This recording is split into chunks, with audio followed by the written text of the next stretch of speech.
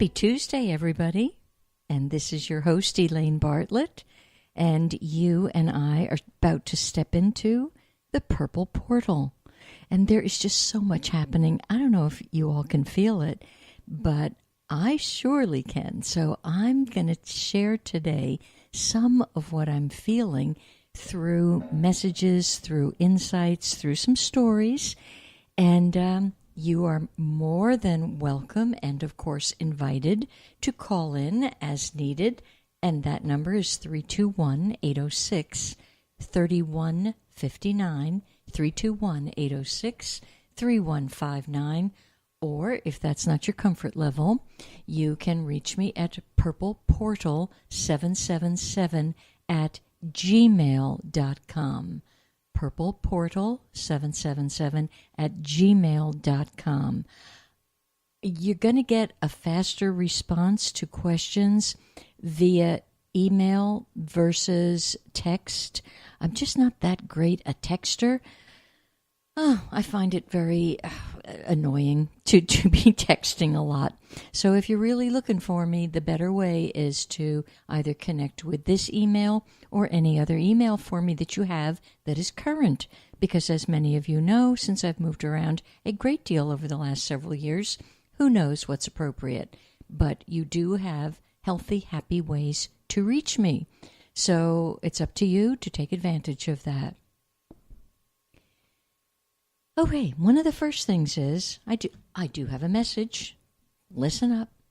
This message is about your footprints, your energetic, esoteric, ethereal footprints. You know, every word you utter, every thought you think, is leaving a lasting effect, not only on the planet, but in the energy field surrounding the planet. So I'd like you to start looking at your own footprint. Are you leaving a positive effect on the planet? Or is your footprint so muddied and so distorted that no one would want to walk in your footsteps? Have you ever walked behind someone on a busy street and all of a sudden you unconsciously change your pattern so you are not walking in their footsteps? Pay attention to that. They probably are very filled with negative thoughts or disruptive, or angry, whatever. Don't walk in somebody else's footprints, number one. Make your own footprints. But they should be filled with an energy field that you would be happy to have someone else walk in those prints. You know, the footprints have to do with you creating the divine plan that you set out for yourself before you came here. And that's what your footprints are all about, but you can change those footprints, anytime you wish. Your daydreams, these are part of your creation of your footprints. Sitting in a chair rocking for a few hours, that's your participation in making your own footprints. And right now, holy smokes, the time is ripe, it's probably overripe, to take the necessary steps to set your life in motion correctly. So pay attention to your footprints. It's very interesting. You know, I live near the water, I live near the ocean, so it's easy for me to go and walk next to the ocean and watch how quickly a set of footprints is absolutely washed away. So it's a very fragile, our creations are fragile. So walk with clarity and integrity and authenticity so that your footprint, even if it's supposedly washed away when you leave your body, it retains a sense of a beautiful aroma, if you will, that circles the entire globe and does some beautiful things. So that's it on the message. There'll be more messages today, trust me. Oh, well, here's another one. Today, actually, kudos to myself because I know what my galactic signature is. And your galactic signature is an equation, comes up once a year, My galactic signature is today, which means it is my galactic birthday. And when I was doing my contemplation this morning and I connected the dots, I'm like, whoa, this is so cool. And it made me go back into the understanding of my soul signature from a galactic point of view and actually become more dedicated, more aware, more alive, more involved in it. And so what the heck is today? Today is called a red galactic dragon. And when you actually know your soul signature, one of the interesting things is I'm looking at some of the paperwork right now, it actually involves, the red dragon involves throat energy. And here I am using my throat. It's always been very, very important to me. I've always paid attention to how I use my throat and my words. Well, now I know why. It's part of my signature. And part of my job is to love the entire world as I love myself. Now, the trick here, of course, is learn to love yourself. Learn to see that aspect of you that is completely pure and at one with essence. So it's kind of a conundrum. You can't love the world till you love yourself. When you love yourself, your expression to the world will be much greater. So even though today may not be, this may not be your galactic birthday, this energy resonates with you. And the fact that we have come in to take care of ourself first with great certitude and persistence. You can't let up on yourself. You can't put yourself down. And this has got nothing to do with the narcissistic gimme, gimme, got me world. This is being very honorable. This is as simple as, choosing the correct foods, that's critical. Choosing proper rest, making the choices as best you can with the body type that you have. If you've chosen to experience a body, for example, that is wheelchair bound or somewhat incapacitated, well, you don't have to pay attention to the memo. You're going to be running around the block 5 times a day. That memo's not for you. So it's discernment. And it's finding out what is your critical role. What do you want to do here?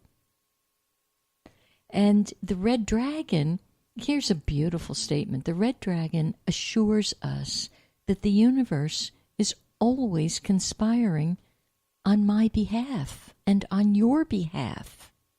And how often do we make a terrible judgment that, the universe, they're all screwed up. They don't know what they're doing. No, this is saying, hey, the red dragon is the initiator. It's the energy field that says, first breath, impulse of life. Dare to go out and sit on that new limb. It might be lonely, but go and dare to sit there. And that's today's energy for every one of you. Dare to birth a sense of new beginnings. Embrace a new way of seeing something. And understand that every single moment is a new creation.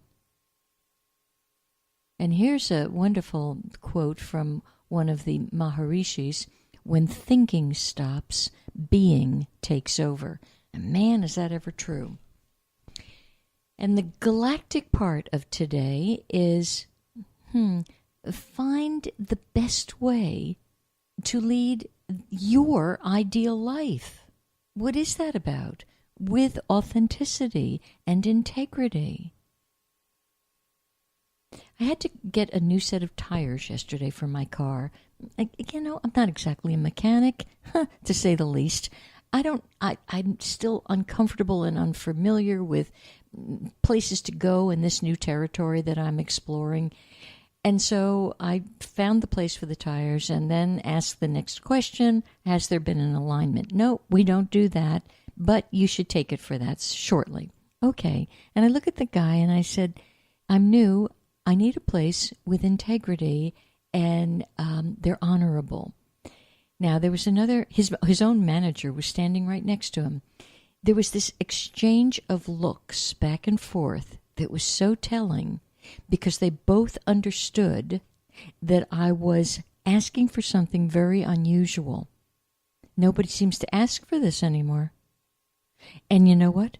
They both stepped up to the plate with, one of them said, I used to be a mechanic. Here's your right place.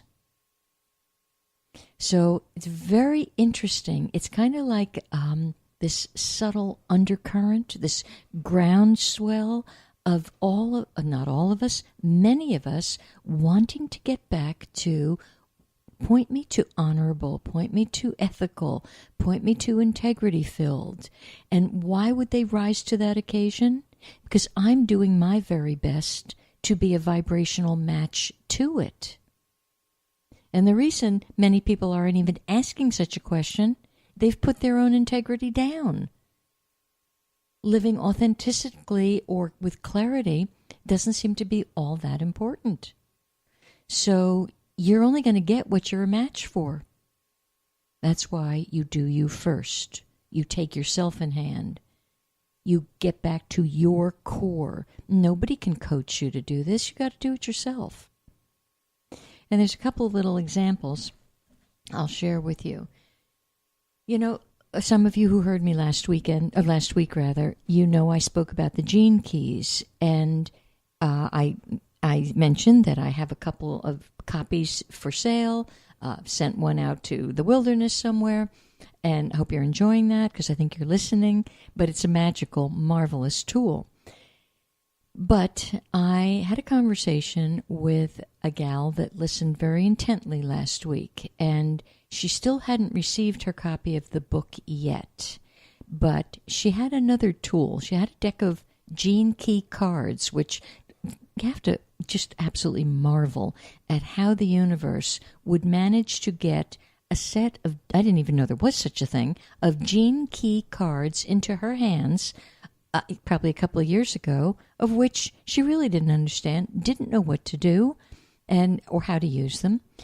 Well, after my instructions of how you can go on that website for free and get a copy of your profile so you know what your keys are, she did that. Now, this beautiful soul, she's learned the word very well, contemplation. So she spent time and she contemplated her main key. Now, in her case, she apparently has felt, because of a parent, or maybe both parents, very victimized. And I know a bit of her story. And I would tell you, by all observations, I'd call that victimized. There was abuse and not nice things happening with one of the parents. You can't sugarcoat that. You can't pretend it didn't happen. But what the gene keys allowed this beautiful soul to do was go very deeply into every single word that she could possibly absorb and then take her part in accountability and her part in judgment against and unforgiveness and shut down, because she had shut down this particular parent. The parent happens to be a male parent, so she just shut him down. And I'd spoken to her a couple of times. There was no way she could have moved through that. The energy was too painful, no matter how she tried to approach it. But whatever happened,